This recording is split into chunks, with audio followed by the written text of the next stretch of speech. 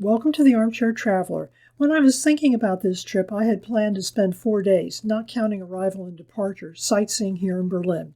Sometimes life gets in the way. I won't be able to travel this year. Even before that happened, I was forced to cut Berlin with side trips to both Potsdam and Dresden from the itinerary. I still hope to visit someday. I may not be able to make this trip, but an armchair traveler can travel virtually. Let's take a look today at Berlin on the Armchair Traveler.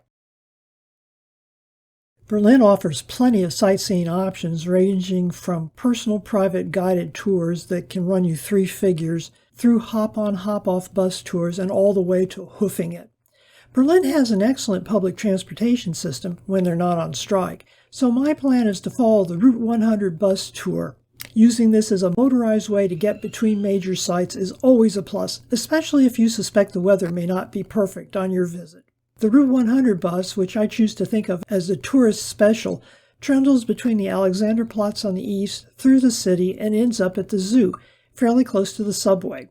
It's reasonably close to Berlin's biggest department store, the KaDeWe, and then doubles back to the Alexanderplatz. An all-day ticket will set you back $10. A hop-on hop-off bus ticket will set you back at least $30.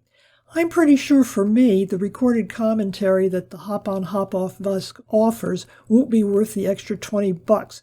So for me, the Route 100 bus is in. Let's see where it'll get us. One option, and I think this is a good one, is to hop on the bus, ride it all the way to the end, then turn around and ride it back. That'll give you a scenic overview of the city with 2 chances to scope out the stops and the sights along the way. Another option is to just start at whatever stop is closest to your hotel. Not every stop on this tour will involve climbing up and down bus stops, so if the sites on your list are pretty close together, you may choose to just walk. The first stop on the route, however, is Alexanderplatz, and it really is worth a look. It's less than 5 minutes away from the hotel I plan to stay at. This huge square is in former East Berlin. It has been substantially rebuilt and upgraded since the city was reunited in 1990. As you visit Berlin, you'll see plenty of construction since the punch list of needed repairs to infrastructure, roads, building, pretty much everything, some of them postponed since World War II, is immense. HBF means International Train Stations, and this is one of the busiest in Berlin. It provides one of several transfer options all over the city. At first, I confused it with several other train, tram, and subway stations, all bearing the same name, so you do have to pay attention. Like most train stations, this one has several shops, restaurants, bars, and so forth, including, should you really need a taste of home, both a Dunkin' Donuts and a Starbucks. The East German government was responsible for this futuristic piece of architecture. The tower was designed to showcase the superior skills and overall technical superiority of communism. It was despised by most Berliners and is so big and shiny that it's visible from all over the city. Perhaps the designers and builders, religious belief was never banned but was seriously discouraged here. Imagine they could replace the worship of a deity with worship of their own ideology and technology. They imagined wrong and got a punch in the nose to remind them that Mother Nature will triumph over all. When the sun shines on this steel dome, the reflection appears in the form of a cross. It was immediately named the Pope's Revenge, since the suppression of East Germany's Christians was one of the things people disliked the most about the communist regime. Clocks used to be a common feature in urban architecture before people commonly had wristwatches or cell phones, but they were generally placed in church steeples or on private buildings. This one is actually different. The huge clock has 24 sides representing the 24 world time zones, much as you could find in your cell phone, and includes about 150 different cities. Unfortunately, whoever designed it put some of the cities in the wrong time zone. When the Germans decided that they had had enough of both the Russians and the German Democratic Republic, they corrected the errors. The clock is a quick photo stop for me, but that's about all. I'll have to check and see whether the Soviets included the major city closest to my hometown, which would be Washington, D.C., on the face. I generally enjoy looking at fountains because they're an ideal place to people watch, and there's normally a place to sit down and rest my feet. I found this one, which wasn't mentioned in any of my tourist guidebooks. It's a doozy called the Brunnen der Volkerfreundschaft, which, the best I can figure, means something like the fountain to the friendship of peoples. This was a GDR-Soviet joint project built in 1970 to celebrate the 21st anniversary of the formation of the German Democratic Republic, back in the days when officials thought that was going to last forever. It's gaudy, and from what I've read, you shouldn't put your hands or feet in it because the water is contaminated. With what, my sources never specified, and I really don't want to find out. It's the object of nearly full-time graffiti artist attention as well. I guess it's great or cool in its way. I have read that formerly, and perhaps to this day, for all I know to the contrary, working girls could be found here every evening. It reminds me more, however, of a little area around a fountain at DuPont Circle in Washington, D.C. Back in the 1960s, when I was a college student, we called that Needle Park. Depending on where you start your tour, you might want to hop off the bus here at stop number 3. I would probably just walk down from Alexanderplatz, but to keep the narration tidy, we'll call it stop number 3. The area around St. Mary's Church is fairly small or can extend quite a distance depending on your interests. Let's see what's on offer here. This version of St. Mary's is a modern restoration, but the restorations are much older and were first done in the 19th century, and then again eventually after World War II. This was originally a Catholic church, and that plays into its history. The building was shifted over to the Lutherans during the Reformation. There has been a church on this site since the mid-1200s, when this was predominantly a Jewish area. Apparently, the church earned the dubious distinction of being mentioned as the site of an alleged theft by the Jews in an act of holy desecration back in 1243. These charges were the pretext for persecuting the Jews, even back then. Many were burnt at the stake at a place later called Judenberg. St. Mary's Church has been so extensively rebuilt that it's only of limited architectural interest, but there's quite a lot to see nearby. Let's have a look. The Neptune fountain shown on the left is a delightful 19th century confection that shows us Neptune, the king of the seas, surrounded by 4 rather buxom ladies representing the 4 main rivers in Prussia at the time the fountain was created: the Oder, the Vistula, the Rhine, and the Elbe. This is a huge chunk of statuary, but it has moved around quite a bit. The fountain was actually walled in and covered with sandbags back in 1942 to protect it from potential destruction during the war. It survived World War II intact, but after that, metal thieves, desperate for building materials, I suspect, or possibly just cash, damaged the figures. In 1951, the figures were taken down and stored, and the fountain bowl was destroyed. In 1967, a foundry restored the figures, or rebuilt them, and the fountain was rebuilt as well. So here it sits, ready to delight anybody who passes by and needs a place to sit down. Near the fountain is a reflecting pool called the Wasserkasten. From one side of it, you look, as you can in this photograph, to see St. Mary's Church. Turn your back and you have a view of that horrible TV tower again. West of the church grounds, and probably placed there deliberately as a counterpoint to religious belief, is a pretty little park with statues dedicated to Marx and Engels. The statues really do look like Soviet design, blocky, boxy, and limited facial detail.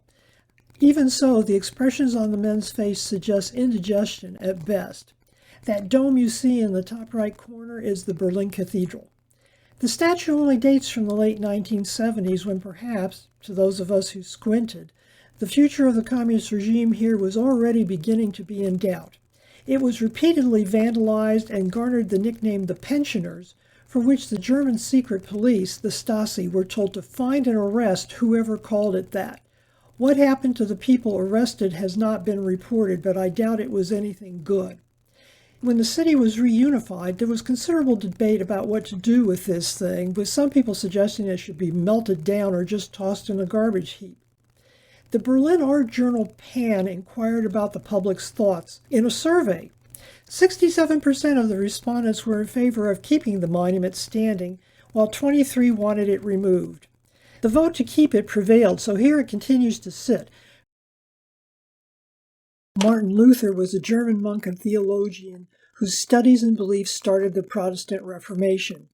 He was a good Catholic who came to believe that the only way to get salvation from God was through faith. No amount of pleas through saints or purchases of indulgences would do the job. He wanted to reform the church from the inside. The church, however, saw him as a threat and excommunicated him. Luther went into hiding, and during that time he did worse than promote the radical idea that a human could obtain salvation without the intercession of the church. He translated the Bible into German so people, at least the ones who could read or knew someone who could read, might decide for themselves what the Gospels had to say. Doing this cut out the church as the middleman. Without that translation, the church hierarchy served as gatekeepers of the Gospels and were free to cast whatever interpretation on it they chose. Luther set off a firestorm that has yet to be fully quenched. The photo on the left depicts Luther showing off his translated Bible. This was originally part of a much larger monument that was destroyed in 1945. I've put in a photo of it from before its destruction on the top right. The stained glass window from inside St. Mary's Church depicts him in a similar pose. This is the Rotes Rathaus, or Red City Hall, as seen from the Neptune fountain. The name means Red City Hall, not red as in communist, but as in red brick. The building was completed in 1869 and reminds me a little of the old Smithsonian buildings in Washington, D.C., which date from around the same time period. This is where the mayor and the governing body of the city work. Nikolai Vertel means the Nicholas Quarter, and it was named after the church you can see in the center of this model. The medieval-looking streets and quaint houses immediately surrounding the church were in fact built after World War II. There are two approaches to rebuilding after a destruction of a landscape like this. You can try to build it back the way it was, as was done here and in the buildings immediately surrounding the church, or you can start over, as was done in the buildings just beyond. The Germans didn't pick one or another, they chose both. Housing was a real issue in communist Berlin. The houses were reconstructed according to historical standards, giving the illusion that a part of old Berlin had come back to life. Here is a view of actual East German high-rise construction on the Karl-Liebknecht-Straße, one of the main streets in this part of Berlin. After World War II, the Soviet military administration had renamed the street Liebknechtstraße in 1947 after Karl Liebknecht, co-founder of the German Communist Party. The bridge to Spree Island, which we see in the next part of our walk, was rebuilt in 1949-50 and renamed the Karl Liebknecht Bridge. This is Plattenbau. Plattenbau apartments were once considered highly desirable in East Germany, largely due to the lack of any other viable alternative. The main alternatives at the time were overcrowded, deteriorating pre-war housing, often with wartime damage still visible, due to the policies that chose not to repair the damaged housing stock. Since reunification of the city, a combination of decreasing population, renovation of older buildings, and construction of modern housing alternatives have led to very high vacancy rates in these units, with some estimates placing the number of unoccupied units at around 1 million. Many Plattenbau apartments were built in giant settlements, often on the edge of cities, making them inconveniently located as well, although this one is in the middle of downtown. Their inconvenient locations were also likely to be a factor in their rapid deterioration. I generally try to end my walks on a high note, but in this case we'll do a middle-of-the-walk pick-me-up. I usually have a fail-safe or backup plan for each neighborhood I plan to visit, in case everything, including but not limited to the weather, turns out to be a washout. For the Nikolai Viertel area, I settled on a hemp museum. The exhibition covers and presents absolutely everything anyone could ever want to know about cultivated hemp, starting with the background, the growth and cultivation, the harvesting and process. They try to explain everything from a historical perspective. Learning more can always be fun, if only for a photo shoot. Berlin is chock full of all kinds of memorials. One of them is the Rose Street Memorial. The simple name hides a much bigger story of bravery and the fact that love can conquer race, creed, national origin, skin color, and more. It should come as no surprise to anyone who studied history that in pre-war and World War II era Berlin, there were a significant number of mixed religion couples, specifically Jews married to Gentiles. Those mixed marriages had been quietly tolerated until one day they weren't. In February 1943, a group of about 2,000 Jewish men in these mixed marriages was rounded up and incarcerated here. I imagine they were planning on shipping them off to labor camps and letting them die. It is not hard to understand the utterly racist underpinnings of the regime, and the toads installed in the city government meant that they thought a fuller ethnic cleansing of the city inhabitants would be desirable. This remarkable little monument celebrates an extremely determined German Gentile woman who stood up to the Nazis when their husbands were locked up and said no. The Frauen weren't going to have any part of this. They gathered near the jail on February 27, 1943, demanding to speak to their loved ones and demanding also their release. For a week, every night, over 600 women protested. The authorities were astonished, to say the least. The women refused to stop or even leave until the Nazis released their husbands. On the first night, a jeep carrying 4 SS men drove up and told the women to go home. At first glance, one jeep with 4 racist creeps seemed too imposing until we remember that the creeps had guns and the women had handbags. The women said no. This act of rebellion literally gobsmacked the Nazis. Instead of just mowing them down, the guards left, calling for reinforcements from the Berlin police, who didn't show up. The women kept up the protest every night, stopping only once on March 1st when the Royal Air Force bombed the city. Authorities expected the protests to stop after that bombing. They thought incorrectly. The protesting crowds of women grew even larger. The SS commander in charge of the street commanded the women to go home. They refused. The SS aimed their weapons at them but didn't have the nerve to shoot. The Nazis knew on some level that German morale might suffer if they murdered hundreds of unarmed Gentile women in the streets of Berlin. On March 5th, however, their patience seemed to draw to an end. Trucks laden with machine guns arrived in the Rosenstrasse, but the women still wouldn't back down. The following night, Joseph Goebbels ordered the release of all the men in this jail. News soon spread throughout the Allied nations, despite Goebbels' claim that the women had just been protesting the RAF bombing. I wonder how many of these women or their lucky spouses survived the war. I wasn't able to find any definite information. Perhaps there will be something written in the explanations on the memorial when I finally get to visit. Sometimes I keep a museum as a backout in case it's pouring down rain. But even if it isn't pouring down rain sufficient to drive me off the streets, I think I'll probably give the DDR Museum a look before I leave this area and head out for lunch. I've read reviews of it that say it's overpriced and a tourist trap and full of German communist kitsch, complete with a German communist-era apartment and a model of a German communist car called a Trabant. I like kitsch, at least in small doses. The word Trabant means companion. These vehicles were more than just public transportation, but for status. At first, the waiting time for a new one was no less than 16 years. They certainly didn't look like this one, clearly a hobby and prized possession of a collector. It's time for us to take a break for lunch with a delicious delight known as currywurst. Currywurst is a typical German fast food available in cafeterias for carryout, in greasy spoon diners, and on children's menus. The usual serving consists of boiled and then fried sausage cut up and served with a tomato-based curry sauce, generally with French fries on the side. The dish is popular all over Germany, but actually was invented here in Berlin. In 1949, a lady named Herta Heuer traded or otherwise sweet-talked British soldiers in Germany out of some ketchup, or possibly it was Worcestershire sauce, nobody really knows for sure, and curry powder, likely in exchange for some variety of homemade alcohol. Herta mixed these ingredients with whatever she could find in her cupboard and poured the result over grilled pork sausage.